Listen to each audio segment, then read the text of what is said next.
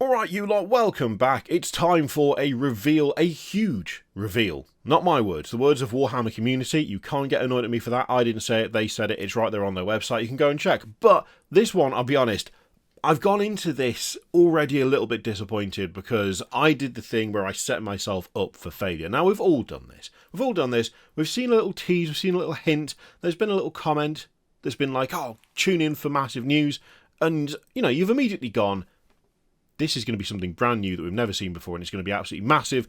And I don't know what it's going to be specifically, but I have confidence that this is going to absolutely rock my world, which kind of didn't happen this time round. But that's self-inflicted on my part, especially when it comes to the Horus Heresy, since they've been doing a lot of bringing stuff up to date, moving things over from resin to plastic, so on and so forth. This time round, it isn't something brand new, but it is, lads, Space Marine lads, specifically made to be that little bit taller, that little bit better proportionally, I think. Well, we'll find out when we properly look into Mark IV Space Marines. Now, you might be thinking to yourself, hang on a second, we already have Mark IV Space Marines. I've seen Mark IV Space Marines. You have. The plastic ones have been out for quite some time. I think, didn't they show it with Betrayal at Calth, which was approximately 1,000 years ago, it feels like. They have been around a while, and again, Games Workshop is slowly updating everything. This is what they look like currently. This is a lot that you can buy right now on the website, and honestly, they're fine, they're decent. They're good-looking Marines. I don't think there's a problem with the Mark IV lads specifically. I think they look pretty decent overall, but they are not quite the same scale as, say, the newly imagined Mark VI, or at least more recently newly imagined Mark VI, you old beakie lads, and so they've been brought up to date. Really, the important thing is one step closer to Mark V. Let's be honest, that's what we all want, that's what we're looking forward to. Eventually we will get there, but for now, we've got this lot, the Mark IV Space Marines, and this is what they look like. Admittedly, immediately, I feel like they're so bright. I don't know whether it's just me, I feel like the Sons of Horus colour scheme just gets more and more vibrant every time they do it. I don't know what's going on. Like that compared with this lot, yes, the colours are obviously the same, but I feel like there's an extra level of lift that's being provided to these. But you have to admit, they do look cool. It does make them pop. It is vibrant. It does make them very, very clear, very easy to make all the detail out on. And frankly, the first impression is that they look good, but then they would do, because Mark IV already looks decent. I am pretty sure we've got a repeated leg pose straight off the bat on that first set, which is a little bit rough, because it makes it seem like there's repetition there that maybe there isn't. At least it's a very similar leg pose. But overall, the first impression is good. Before we get into the rest of them though, I bring you a reminder on behalf of WarMag. You've heard me talk about WarMag many times before. WarMag is a magnetic transportation and storage system for your miniatures. And until recently, it was tricky to get hold of WarMag products outside of the UK. But that is no longer a problem. WarMag now has a dedicated EU website and a dedicated US website as well.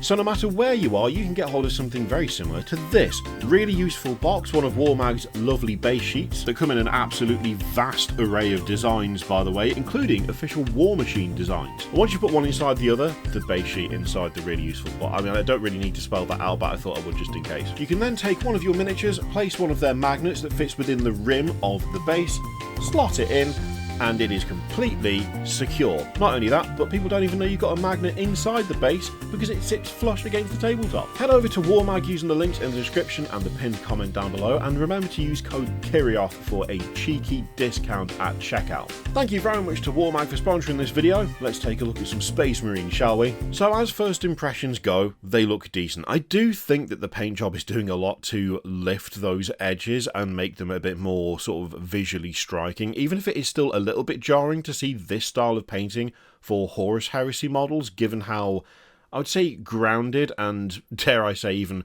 approachable the previous method of painting these miniatures was. But they do look good. I mean, we've got a bit of variation in terms of things like the legs, so you can see some cabling on one side of the greave on the guy in the centre, but then there's also some cabling at the very bottom on the guy on the bottom left. Some of that cabling is missing entirely from other miniatures as well, so there's a nice mix of different parts. Same thing with the heads. We've got a couple of unadorned helmets, but we do have one with a skull in the centre, and with the bolters there as well.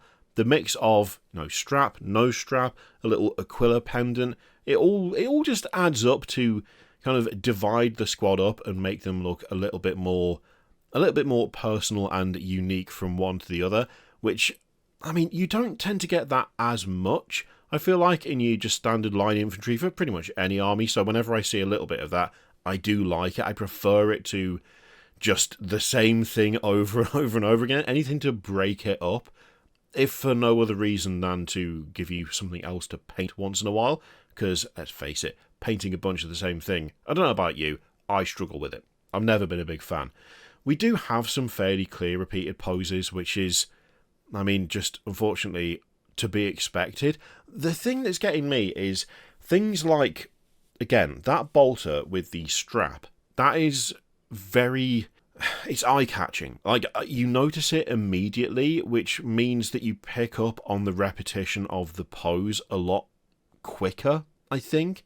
It also doesn't help that I don't know if there's any other way of doing that without it looking nonsensical. And it feels like the strap is just part of the arm and the bolter because of where it's hanging across the hand there.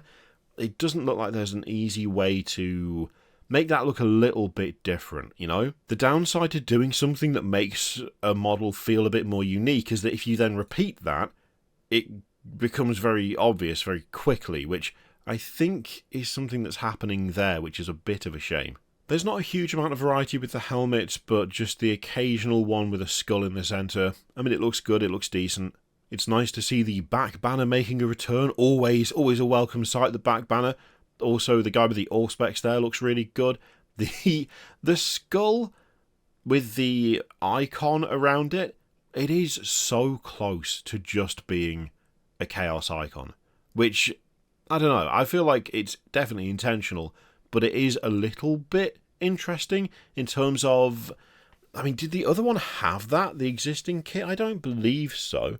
We've got a couple of back banners. We've also got the crest there as well, which have made a comeback. That's nice to see. I like that a lot. Although we seem to be missing the little tabard thing, which is kind of a shame. I don't think I've spotted one of those yet. Yeah, it seems like it's not there, which, I don't know, I quite like that. Another element of personalisation, just something a little bit extra. It'd be kind of nice to see that make a return, but apparently not. That's kind of a shame. I'm not a huge fan of the bear heads that I've seen on these so far. I mean, there's only a couple. I mean, that one's fine. That's okay. None there. The guy... There's something about the expression on that one that's just not doing it. I don't know whether he's angry or happy, or a mix of both. It's just an odd sort of grimace that's going on. But, I don't know. That one's just not doing it for me. But actually, I think... I mean, to be fair, the bear head, but with the lower part of the helmet... That does look good. I do like that. They sort of rebreathe the look. It's pretty cool. Something I can't help but notice is that there is a distinct lack of those like molecular bonding studs going on. Like, I'm not seeing that on any of these. Whereas they were kind of a bit of a staple of the older kit, as we can see there. There's a good number of them with those studded shoulders. And they're just not on here. I'm just not sure about that. I think they added something to it that is kind of missing without them.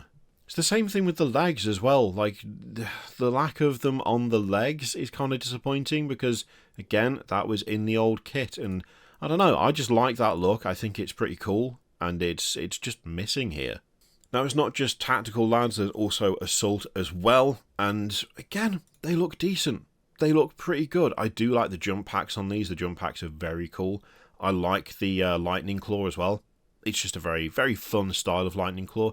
Again, the lack of those bonding studs it's standing out to me. They feel notable by their absence, but maybe that's just me. Maybe everyone else is looking at this and going, yeah, I didn't care before, so I'm not bothered now. It just, I don't know. I would have liked to see it, I am kind of enjoying the lack of flying stand and floating on bits of scenery that's going on with these. They are pretty normal, pretty standard, grounded poses, even if they don't look like they're in flight or, pulling off an insane landing at a weird angle. I don't think you need that necessarily all the time, Maybe one or two having that would have been kind of cool, but overall, this is much more approachable, and it's much less faff, I guess. Now, they do say as well that you can have them as veteran assault marines, this lot, so you get your power lances, which, I mean, I don't care about, any conversations of practicality. That just looks great. It just does. The idea of one of these lads plummeting down out of the sky and just slamming a massive spear through someone, I mean, it's just cool. It just is. Now, of course, as is tradition these days, this lot will first become available in a special box. So there'll be 20 of the tactical lads, 10 of the assault lads, a Sicaran and a Contemptor, and, I mean, I don't know what else we were expecting, really. This is how it's done, so it's not surprising. I will say, to be fair, that is kind of a fun box. I feel like you've got a good few bases covered there. It feels like a nice sort of entry point if someone was wanting to dip their toe in. I've no idea on points values because I don't have a Heresy army, but I look at that and I think, you know what? I feel like that could be a decent gateway, But anyway, they look decent, they look nice. I think the lack of the bonding studs is a little bit of a shame. I do think overall the poses are decent, but again, having that very specific thing of the bolt with the strap, that being repeated is very obvious. And I don't know that necessarily the old kit had something that stood out quite that much, but they look good. They do. Mark IV always has, and this is just a slightly taller, slightly better proportioned version. So, chances are, it was going to look decent. Let me know what you think of that lot in the comments down below. Again, thank you to Warhammer for sponsoring the video. Check them out using the links in the description on the pinned comment. Thank you very much for watching, and I will see you for the next one.